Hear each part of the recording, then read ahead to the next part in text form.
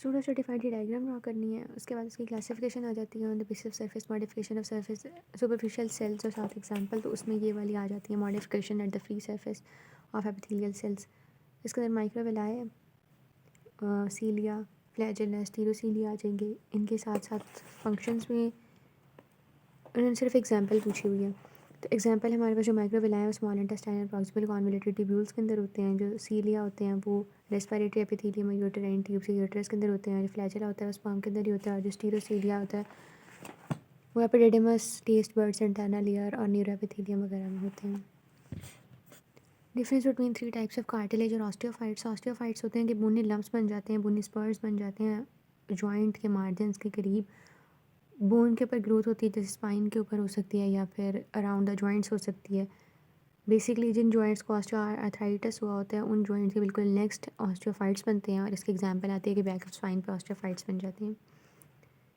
Formation of osteophytes हो गई। और ऑस्टियोफाइट्स बेसिकली बोनी प्रोलिफरेशंस होते हैं जो कि जॉइंट के मार्जिन पर या फिर कार्टिलेजनस लेगिंस की बेस पर बनती हैं। और ऑस्टियोआर्थराइटिस के अंदर जो भी जॉइंट पेन वगैरह हो रही होती है और रिस्ट्रिक्शन ऑफ द मूवमेंट हो रही होती है वो ऑस्टियोफाइट्स की वजह से हो रही होती है। बेसिकली ये कार्टिलेज को सिंथेसाइज कराते हैं, यानी कोलेजन 1 वहाँ पर जो कार्टिलेज सिंथेसाइज करा रहे होते हैं उसके अंदर कोलेजन 1 होती है और नॉन एग्रीगेटिंग प्रोटीओग्लाइकेंस होते हैं। इसकी वजह से सरफेस एरिया इंक्रीज़ हो जाता है और बोन के पास ज़्यादा सरफेस होती है कि वो लोड को बेयर कर सकें, तो बोन ज़्यादा लोड बेयर करने लग जाती है और जिसकी वजह से अर्ली रिग्रेशन स्टार्ट हो जाती है ऑस्टियो कार्टिलेज का। यानी ऑस्टियोआर्थराइटिस जिस कार्टिलेज को हुआ है उसमें जो चेंजेस आनी थी बाद में जाके वो बर्ली आने लग जाती है क्योंकि ज़्यादा जॉइंट जो है वो ज़्यादा लोड बेयरिंग स्टार्ट कर दिया उसने। उसके बाद इसकी एग्जांपल्स आ जाती हैं कि फेमरल हेड जो होता है फ्लैट और मशरूम लाइक हो जाता है, टीबियल कंडाइल्स फ्लैटन हो जाते हैं। इसके अलावा जो स्पाइन होती है ना, बैक ऑफ जो उसकी बोन्स होती हैं स्पाइन की, वो भी ऑस्टियोफाइट से अफेक्ट हो सकती हैं। जाती हैं hyaline cartilage, elastic cartilage, fibrous cartilage. इन तीनों के अंदर लेकिन प्रेजेंट होता है जो कि एम्प्टी स्पेस होती है जो कि कॉन्ट्रोसाइट्स को अपने अंदर रख रही होती है। ब्लड वेसल्स भी तीनों के अंदर प्रेजेंट होती हैं। लेकिन अगर इनके मेन एक्स्ट्रासेलुलर फीचर की बात करें तो इनके अंदर टाइप 2 कोलेजन और टाइप 1 और टाइप 2 दोनों होती है फिब्रस कार्टिलेज के अंदर। मेजर सेल कॉन्ड्रोसाइट कॉन्ड्रोब्लास्ट होते हैं इन दोनों के अंदर, लेकिन इसके अंदर कॉन्ड्रोसाइट्स और फिब्रोब्लास्ट होते हैं। कॉन्ड्रोसाइट्स के अरेंजमेंट आइसोलेटेड या स्मॉल आइसोजेनस क्रिप्स होते हैं, यहाँ पर आइसोजेनस क्रिप्स होते हैं और यहाँ पर होते हैं कि अरेंज्ड एक्सियली। पेरिकॉन्ड्रियम जो होती इसके फाइबर्स की बात करें तो कोलेजन फाइबर्स होते हैं, इसके इलास्टिक फाइबर्स और इसके इलास्टिक और कोलेजन दोनों फाइबर्स प्रेजेंट होते हैं इसके अंदर। पेरिकॉन्ड्रियम जो होती है वो कैप्सूल लाइक शीट होती है जो प्रेजेंट होती है। तो हाइलाइन कार्टिलेज पर वो प्रेजेंट होती है लेकिन वो एपिफिसिस या आर्टिकुलर कार्टिलेज पर नहीं प्रेजेंट होती। इलास्टिक कार्टिलेज पर भी प्रेजेंट होती है और फिब्रस कार्टिलेज पर प्रेजेंट नहीं होती। इनके लोकेशन की बात करें तो अपर रेस्पिरेटरी ट्रैक और articular ends of the bone पे आती है। जैसे अगर हम हमसे किसी भी बोन को नाम लिख के वो कहें कि इसके एंड्स पर कौन सी कार्टिलेज है वो ड्रॉ करें तो हाइलाइन कार्टिलेज ड्रॉ करनी होती है। एक्सटर्नल ईयर ऑरिकल और एपिग्लॉटिस वगैरह में इलास्टिक कार्टिलेज आ जाती है और फिब्रस कार्टिलेज होती है प्यूबिक सिम्फिसिस या इंटरवर्टिबल डिस्क या मेनिस्काई वगैरह पर या लैब्रम वगैरह पर। मेन फंक्शन इसका होता है कि ये स्मूथनेस प्रोवाइड करता है, फ्रिक्शन कम करता है और सपोर्ट प्रोवाइड करता है। ये फ्लेक्सिबिलिटी प्रोवाइड करता है और सपोर्ट प्रोवाइड करता है। और फिब्रस कार्टिलेज कुशनिंग प्रोवाइड करती है, स्ट्रेंथ और रेजिस्टेंस प्रोवाइड करती है। मैट्रिक्स की अगर बात करें तो मैट्रिक्स जो होता है इनका ग्राउंड सब्सटेंस के अंदर हाइलाइन कार्टिलेज है, हमारे पास प्रोटीओग्लाइकन, कंड्राइटिन, सल्फेट्स और फैट ड्रॉपलेट्स प्रेजेंट होते हैं। इलास्टिक कार्टिलेज के अंदर इलास्टिक फाइबर्स और टाइप 2 कोलेजन होते हैं और इसके अंदर कोलेजन फाइबर्स होते हैं जिसके अंदर जो कि बंडल्स में अरेंज हुए होते हैं और एमॉर्फस ग्राउंड सब्सटेंस होते हैं। बाकी ये बेसोफिलिक होता है और इसके बाद दोनों एसिडोफिलिक होते हैं। पिछला क्वेश्चन ऑस्टियोफाइट्स और कार्टिलेज वाला है। उसके बाद आ जाता है नेक्स्ट क्वेश्चन कि स्पॉन्जी कॉम्पैक्ट बोन में डिफरेंस और ऑस्टियोपोरोसिस। स्पॉन्जी कॉम्पैक्ट बोन का डिफरेंस यहाँ पे बेहतर लिखा हुआ है कि ये जो होती है ऑस्टियॉन्स होते हैं इसके अंदर ट्रेबेकुलाई होते हैं, आउटर रीजन में प्रेजेंट होती है, इनर रीजन में प्रेजेंट होती है और यहाँ पर मेडुलरी कैविटी की बिल्कुल एडजेसेंट प्रेजेंट होती है। इसके अंदर पैरेलल लैमेले होते हैं, इसके अंदर इंटरकनेक्टेड स्पीक्यूल्स प्रेजेंट होते हैं। ये आर्टिकल बोन भी इसे कहते हैं, इसे कैंसिलस बोन, ट्रेबेकुलर बोन या मेडुलरी बोन कह रहे होते हैं। इसके अलावा इसके अंदर यही बात आ जाती है बस। उसके बाद आ जाती है ऑस्टियोपोरोसिस क्या होता है। तो ऑस्टियोपोरोसिस के अलावा भी एक टर्म होती है, हम दोनों को डिस्कस करेंगे। ऑस्टियोपोरोसिस पहले देख लेते हैं कि इसके अंदर क्या होता है कि हमारे पास उन पेशेंट के अंदर ज़्यादा अकर हो रहा होता है जो कि इमोबिलाइज होते हैं या पोस्ट मेनोपॉजल पीरियड के अंदर हार्मोनल इम्बेलेंस की वजह से ऑस्टियोपोरोसिस अकर हो रहा होता है। हमारे पास जो बोन होती है उसकी रिजॉर्प्शन शुरू हो जाती है, बोन की जो मिनरलाइजेशन होती है वो प्रॉपर नहीं हो रही होती, बोन के अंदर से मिनरल जो होते हैं वो प्लाज्मा के अंदर मतलब कैल्शियम आता जा रहा है। कॉन्सेप्ट इसका ये है, यानी मिनरल डेंसिटी जो है बोन की वो कम हो रही है और इसकी वजह से उन्होंने सारा टेस्ट बताया हुआ है कि बीएमडी टेस्टिंग करते हैं रूटीन में ऑस्टियोपोरोसिस के रिस्क के लिए। ठीक है, ये ऑस्टियोपोरोसिस हो गया। ऑस्टियोपोरोसिस के अलावा एक और टर्म है हमारे पास ऑस्टियोपेट्रोसिस। इसके अंदर बोन्स जो होती हैं वो डेंस या हैवी हो जाती हैं। हमारे पास जो ऑस्टियोक्लास्ट होते हैं उनके रफल बॉर्डर नहीं प्रेजेंट होते। बोन रिजॉर्प्शन डिफेक्टिव हो जाती है और ओवर ग्रोथ और थिकनिंग होने लग जाती है बोन की, जिसकी वजह से जो मैरो है उसकी ऑब्लिट्रेशन हो जाती है और एनीमिया कॉज हो जाता है। ये वैसे साइड एक्स्ट्रा इन्फॉर्मेशन के तौर पर बताया है। उसके बाद हमारे पास सेल्स आ जाते हैं, लोग लूज रेगुलर कनेक्टिव टिश्यू के अंदर प्रेजेंट होते हैं। मेन सेल्स तो फिब्रोब्लास्ट और हिस्टोसाइट्स प्रेजेंट होते हैं, लेकिन इसके अंदर बाकी सेल्स भी प्रेजेंट होते हैं, जिससे रेजिडेंट सेल्स में फिब्रोसाइट्स और एडिपोसाइट्स आ जाते हैं, और माइग्रेंट सेल्स के अंदर मैक्रोफेजेस, लिम्फोसाइट या सिनोफिल्स, न्यूट्रोफिल, प्लाज्मा सेल और मैस्ट सेल्स आ जाते हैं। हिस्टोलॉजिकल फीचर अगर हम प्लाज्मा सेल के देखें तो प्लाज्मा सेल जो होते हैं वो लार्ज ओवॉइड होते हैं। अगर हम सेल की बात करें, इनके साइटोप्लाज्म की बात करें तो वो बेसोफिलिक होता है, और इसके अलावा जो इसकी अपीयरेंस होती है वो क्लॉक फेस अपीयरेंस होती है, या हम जिसे व्हील अपीयरेंस कहते हैं। बाकी ये आ गया क्लॉक फेस अपीयरेंस या व्हील अपीयरेंस होती है, ठीक है। अबंडेंट होते हैं उन टिश्यूज़ में जिनके अंदर इन्फेक्शन हुई हुई है, और इसके अलावा ये एंटीबॉडीज़ की सिंथेसिस करते हैं। इसके अलावा इनके पास एक पेल स्टेनिंग एरिया होता है नियर द न्यूक्लियस, जो कि रिप्रेजेंट करता है कि वहाँ पर गोल्जी अपरेटस पड़ा हुआ है। That's all about it.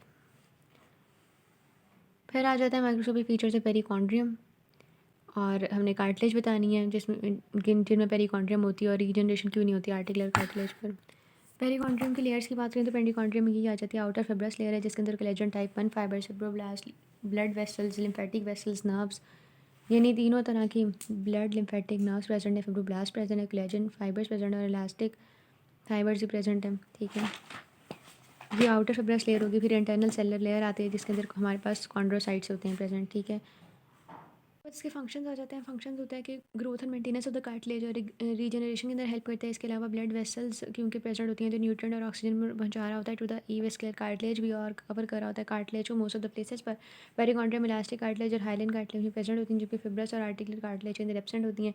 Articular cartilage की ग्रोथ इतनी अच्छी इसलिए नहीं, रीजनरेशन नहीं होती क्योंकि इसके अंदर इनकी लिमिटेड कैपेसिटी होती है रीजनरेशन की। इसकी वजह ये होती है because it is a vascular, A neural and A lymphatic, और ये खुद हील नहीं कर सकती। इनका मेटाबॉलिक रेट भी कम होता है क्योंकि इनके अंदर जो न्यूट्रिएंट्स सप्लाई हो रही होती है वो बहुत लिमिटेड होती है। और सेल्फ हीलिंग की अगर बात करें तो इसको सालों लग जाते हैं सेल्फ हीलिंग के लिए। यानी हमारे पास नॉर्मल जो इन्फ्लेमेटरी जो रीजनरेटिव प्रोसेस होता है वो इसके अंदर नहीं हो रहा होता। ये खुद इनकी रिपेयर के लिए वो प्रोसेस अवेलेबल नहीं होते क्योंकि इनके अंदर पेरिकॉन्ड्रियम नहीं होती, और जिसके में अंदर सारी वेसल्स वगैरह थी, तो इसकी वजह से रीजनरेशन नहीं हो पा रही होती। उसके बाद आ जाती है 4 फंक्शंस ऑफ एडिपोसाइट्स। एडिपोसाइट्स के फंक्शंस आ जाते हैं lipid metabolism and storage, fat storage, glucose metabolism production ही कर रहे होते हैं। वो लेप्टिन हार्मोन होता है, ठीक है, फूड रिजर्व के तौर पे एक्ट कर रहे होते हैं, और इंसुलेशन प्रोवाइड कर रहे होते हैं बॉडी को, बॉडी का टेम्परेचर मेंटेन कर रहे होते हैं, और कुशन कर रहे होते हैं इंटरनल ऑर्गन्स को। इसके अलावा आ जाता है कि ये प्रोडक्शन ऑफ हीट भी कर रहे होते हैं। एडिपोसाइट्स मेनली ब्राउन फैट ये काम कर रहा होता है। उसके बाद नेक्स्ट क्वेश्चन आ जाता है क्लासीफायर डिफाइन करने कंपाउंड एक्सोक्राइन ग्लैंड को, उनकी एग्जांपल देनी है, इनकी डायग्राम भी ड्रॉ करनी है, और उसके बाद 3 viscera that are both endocrine and exocrine. ये हम पहले सिंपल डिस्कस कर लेंगे और कंपाउंड पे डिस्कस करेंगे। सिंपल में आ जाते हैं simple tubular, simple branch, tubular simple, coiled tubular simple acinar और ब्रांच एसएनआर, ठीक है। अब सिंपल ट्यूबुलर जो है ना वो सिंपल एक ट्यूब जा रही होती है, ट्यूबुलर उसका ल्यूमन होता है, तो जिस तरह इंटेस्टाइन में होता है ना, जैसे एग्जाम्पल में आ जाता है इंटेस्टाइन्स, ठीक है। ब्रांच ट्यूबुलर में इस तरह ब्रांचेस बनी हुई हैं, ठीक है। तो ब्रांच ट्यूबुलर बस टर्मिनल, तो इसका जो निमोनिक है वो स्टॉप इधर उतरो, स्टमक है, एंडोमेट्रियल ग्लैंड्स हैं, और इसके अलावा हमारे पास जो टेराइन ग्लैंड्स हैं। कॉइल ट्यूबुलर आ जाता है। कॉइल ट्यूबुलर से हमने सी स्वेटिंग लाइक सी, ठीक है, if somebody is profusely sweating, तो इससे हमारे पास स्वेट ग्लैंड आ जाते हैं, ठीक है। एसएनआर आ जाते हैं। एसएनआर यानी ऐसा मेल यूरेथ्रा इसके एग्जांपल में आ जाता है। ब्रांच जो एसएनआर आते हैं उसमें हमारे पास ब्रांचेस होती हैं, ठीक है, और इसमें जो होता है हमारे पास सेबेशियस ग्लैंड्स आ जाते हैं स्किन के, ठीक है। Sebaceous gland of the skin आ जाते हैं, एसबी से याद रखेंगे, सेबेशियस और ब्रांच एसएनआर। उसके बाद आ जाता है, और साथ ही इनकी डायग्राम भी करनी है बिकॉज उन्होंने अभी हमने कंपाउंड का हम क्वेश्चन कर रहे हैं उसमें उन्होंने डायग्राम पूछी हुई है, ठीक है। तो इसी तरह के रफ से डायग्राम्स उन्हें ड्रॉ करके बता देना है उनको कि इस तरह पहले फॉर एग्जांपल देयर ट्यूबुलर है ना, उस कंपाउंड ग्लैंड है ट्यूबुलर है, तो इसमें हमारे पास ये डक्ट लेबल कर देनी है, सेक्रेटरी पोर्शन लेबल कर देना है। अच्छा एक बात रह गई कि हमारे पास जो ग्लैंड होते हैं ना उसके 2 कंपोनेंट होते हैं, सेक्रेटरी कंपोनेंट, एक ductal component. Secretary component secretion करा रहा होता है, डक्टल कंपोनेंट ट्रांसपोर्ट कर रहा होता है उन सेक्रेशंस को, ठीक है। एक्सोक्राइन ग्लैंड्स की मैं बात कर रही हूँ। तो जो सेक्रेटरी पोर्शन होता है वो ट्यूबुलर भी हो सकता है, कॉइल ट्यूबुलर भी हो सकता है, ब्रांच ट्यूबुलर भी हो सकता है, एस्टेनर भी हो सकता है। लेकिन जो डक्टल पोर्शन होता है वो सिंपल हो सकता है या कंपाउंड हो सकता है, ठीक है। सिंपल यानी वो अनब्रांच्ड है, कंपाउंड यानी उसके पास ब्रांचिंग है।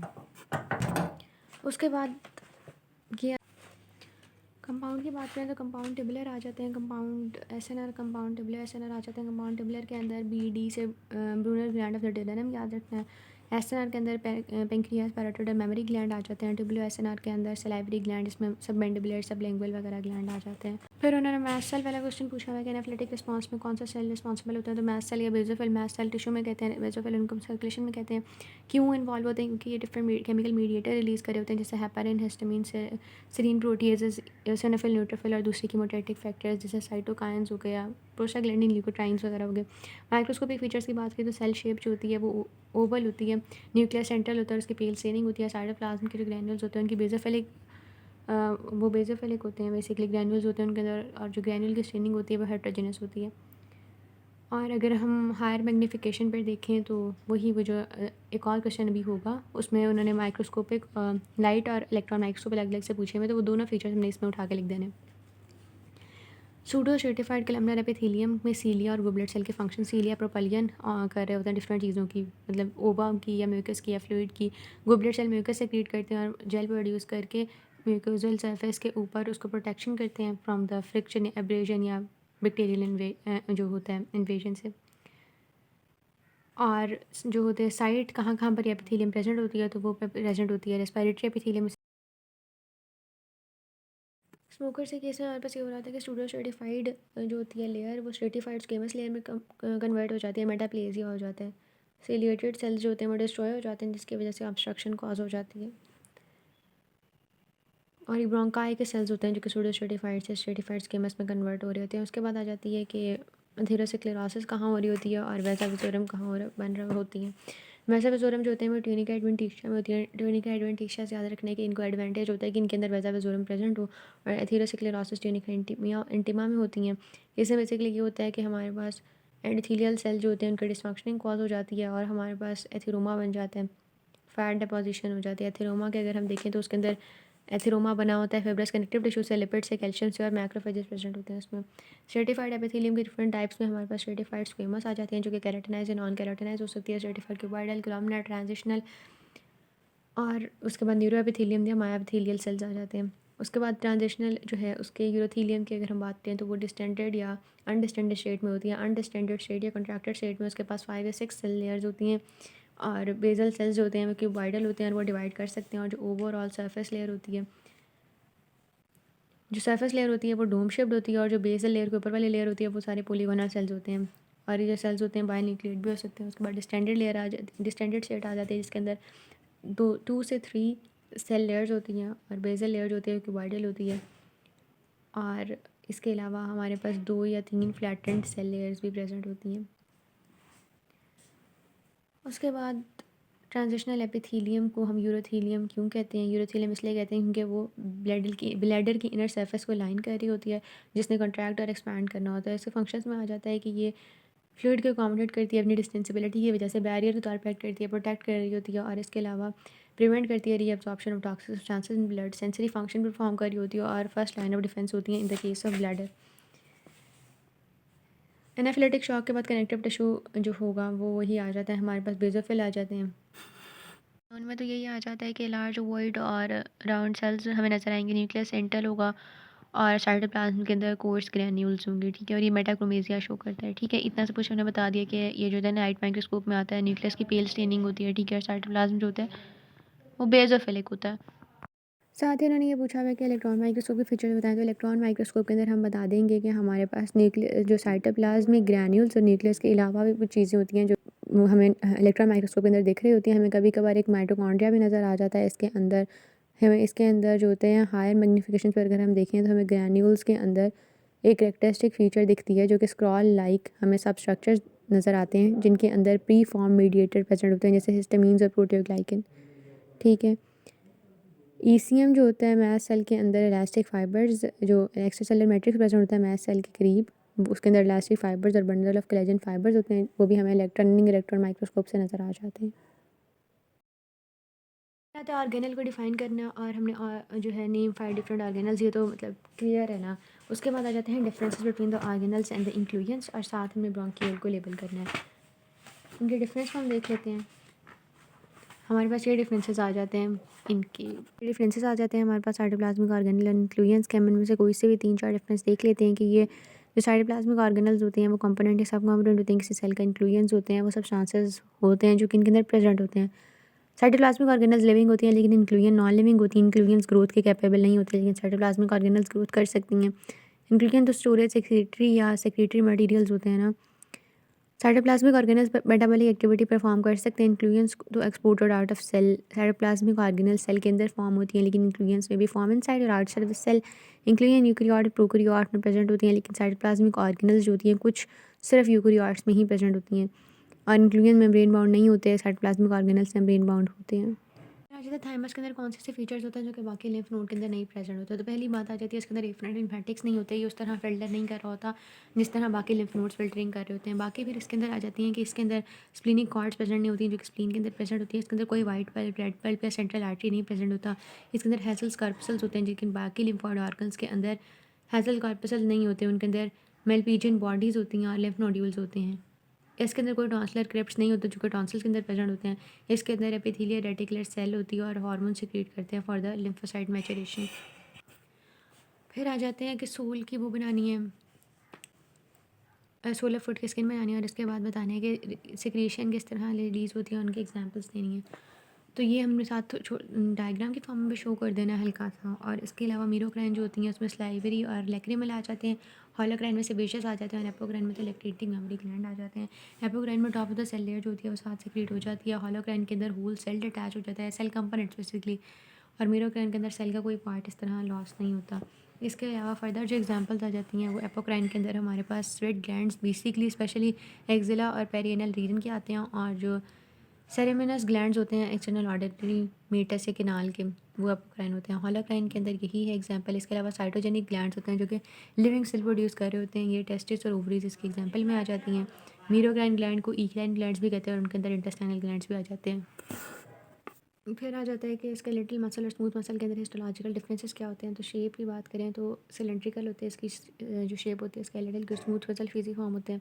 स्केलेटल के अंदर ट्रांसफर्स और लॉन्गिट्यूडनल स्ट्राइएशंस होती हैं लेकिन स्मूथ मसल के अंदर लॉन्गिट्यूडनल स्ट्राइएशंस होती है। न्यूक्लियस स्केलेटल मल्टीपल होते हैं और पेरिफेरल होते हैं जबकि वहाँ सेंट्रल और सेंट्रल होते हैं। यहाँ सेल के जो कनेक्शन होते हैं वो जंक्शन नहीं होते और यहाँ पर नेक्सस प्रेजेंट होते हैं। और यहाँ पर अगर लोड ज़्यादा हो स्केलेटल मसल पर तो हाइपरट्रॉफी हो जाती है लेकिन स्मूथ मसल के अंदर हाइपरट्रॉफी या हाइपरप्लेजिया होता है। टी सिस्टम की बात करें उसके बाद टी सिस्टम उन्होंने पूछा है क्या होता है और उसके इंपॉर्टेंट फंक्शन बताने हैं। टी सिस्टम जो होता है एक ट्रांसफर शिड्यूल का सिस्टम होता है जो कि सार्कोडेमा से अंदर मसल के अंदर इन्वेजिनेट कर रही होती हैं।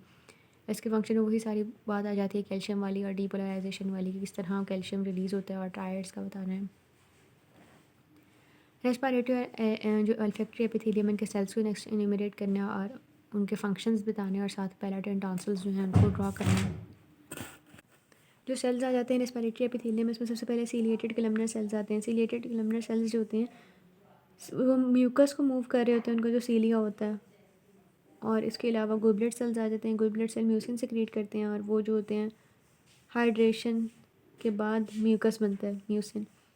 स्टिकी नेचर होती है और ये बेसिकली डेब्रिस को ट्रैप कर रहे होते हैं। बेसल सेल्स जो होते हैं वो एक रिजर्व होते हैं स्टेम सेल का, वो डिवाइड करते हैं और फर्दर वो सेल्स प्रोड्यूस करते हैं। ब्लड सेल्स जो होते हैं दो सर्फेसेस होती हैं उनकी, एक एपिकल सर्फेस होती है और एक बेसल सर्फेस होती है। एपिकल सर्फेस में माइक्रोवेलाई होते हैं, वो सर्फेस एरिया को इंक्रीज़ कर रहे होते हैं एब्जॉर्प्शन के लिए। और ब्लड सेल्स होते हैं जो कि जिनके पास एफरेंट नर्व एंडिंग्स होती हैं और बेसिकली वो रिसेप्टर के तौर पे एक्ट कर रहे होते हैं। उसके बाद स्मॉल ग्रैन्यूल्स आ जाते हैं, स्मॉल ग्रैन्यूल सेल्स।